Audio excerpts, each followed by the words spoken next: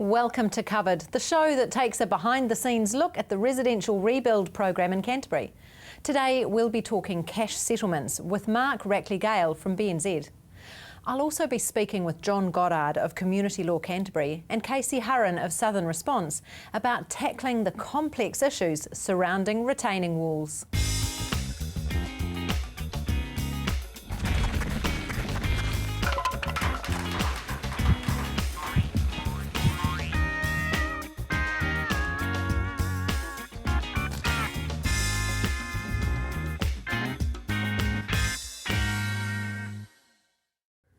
Right now, we talk building. Now, building can be complicated.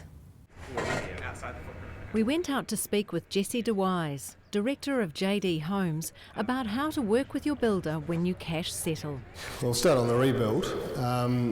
It's a layered, complex situation doing a rebuild, and lots of parameters to sort of pick up. So we've got groundworks, engineering, design fees, planning. So it is a daunting task, I would say, from any prospective client trying to go out and do it on their own. I would always suggest to clients to stay inside their project management company to help them through the situation. You've got some guidance, they'll set up a lot of the jobs yourself. If you're capable of doing that and not too daunted, hey look, yep, give it a go. It's going to be difficult work though. You'll need to engage a very good builder that you want to work with and form a very good relationship with, because it is quite a relationship from the start to the finish.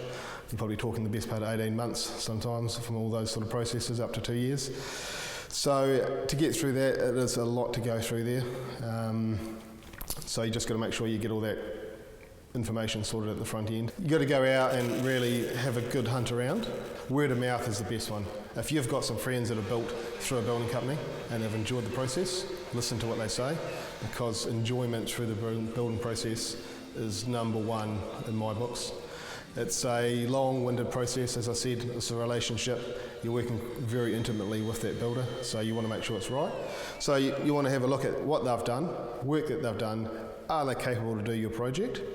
If they are, do some homework into them, have a chat, talk to ex-clients that they're built for, and then just sort of engage them through that way there. So, like I said, rule of thumb, word of mouth is the best. You can pay for all sorts of advertising, but word of mouth is number one. Predominantly the builder or your building company will look after the subtrades, and it should be done that way.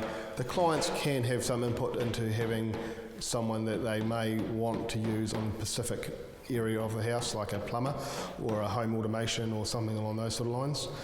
It's not really wise, because the builder does lose that control off that subtrade. I always like to have control of my subtrades, and I dare say most building companies will be that same sort of lines, as they can keep the flow of work going.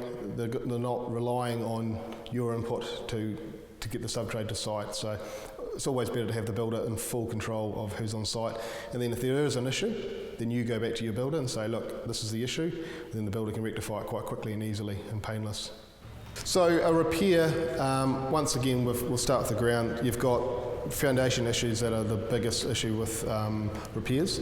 Quite often the house has to be jacked up and we have to repair the whole foundation or actually replace the whole foundation. Complex, difficult to get through. We've got neighbours to deal with on top of that, because half the time you're going to be breaching a boundary. So that's one thing you've got to go through.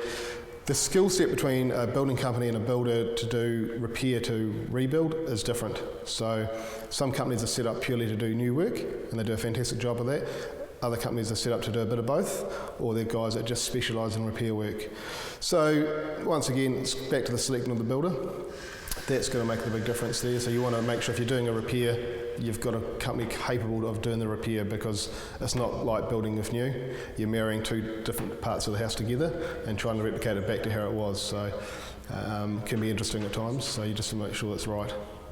Well, consenting, it depends on how you're going with the management side of things. If you were to do an opt-out and undertake your own plans, then your designer architect will then 9 times out of 10 manage the consenting side of things. If you're to go through a building company, then they would probably look after the consenting side of things. So the answer to that would be, depending on which route you're going down, you may look after it yourself.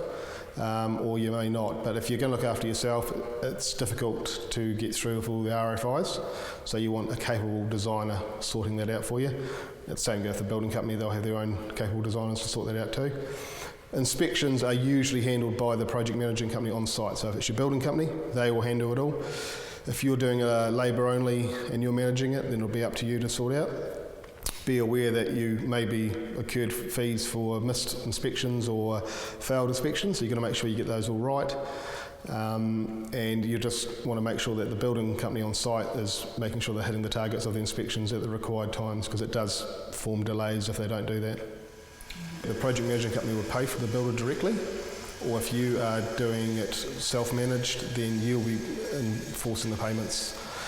It would come down to the contract and how the contract is worded and the stage payments through that out. So getting the contract right and the payments is quite good. You've got to get that, make sure it's quite right, and then you can form the payment scheme from there.